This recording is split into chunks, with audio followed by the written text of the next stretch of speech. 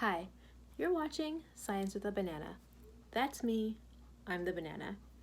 Today we're talking about air quality. Now, when we're talking about air quality, this is probably the first thing that comes to mind if you're a healthy individual. Or maybe it's this, if you're someone who suffers from seasonal allergy or has breathing problems like asthma. But how do scientists actually determine what counts as the quality of the air that we're breathing? Well, the EPA has established an index for the 5 major air pollutants that are regulated by the Clean Air Act: ground level ozone, carbon monoxide, sulfur dioxide, nitrogen dioxide, and particle pollution, which is what we're going to focus on today. Now, the air is full of tiny particles that float around and bump into each other. But here's the thing. Not all of these tiny particles are in a gaseous state. Some of them just happen to be small enough to achieve airlift if there's a slight breeze, and then they kind of float around until gravity does its thing and forces them back down to the ground. But what are these particles? We call them PM10, which stands for particulate matter size 10 microns, or smaller. That's a measurement of size that's basically about 1/5 the width of a human hair. Now, stuff this size is usually organic and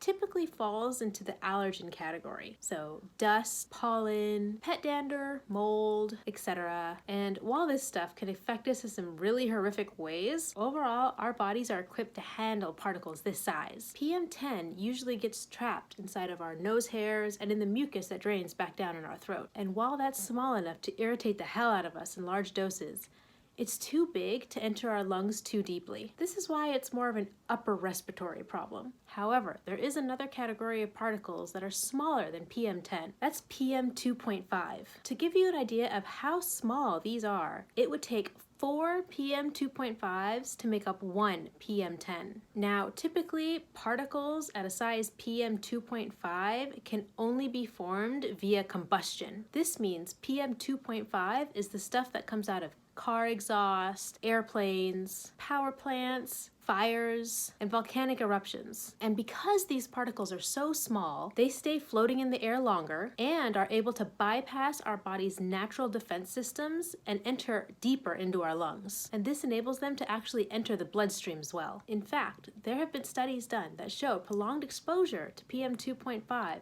leads to some pretty significant health issues, such as respiratory problems and heart problems. A more specific example of a study that's been done would be the exposure of children to diesel exhaust from buses. There has been a proven increased likelihood of children developing asthma when they take the bus to school every day. And this is because of the daily exposure to the exhaust of the bus's diesel fuel. And at this point, we don't know what kind of prolonged effects might show up as they enter adulthood. Because once you develop one health problem, it's not like your body's just gonna stop there. It continues to deteriorate. And that's why avoiding exposure to bad air quality is important. If you enjoyed today's topic, please hit the like and subscribe buttons down below. And be sure to follow me as I share more neat science facts. And if you really like me, consider checking out my Patreon and help support me through my final year in school.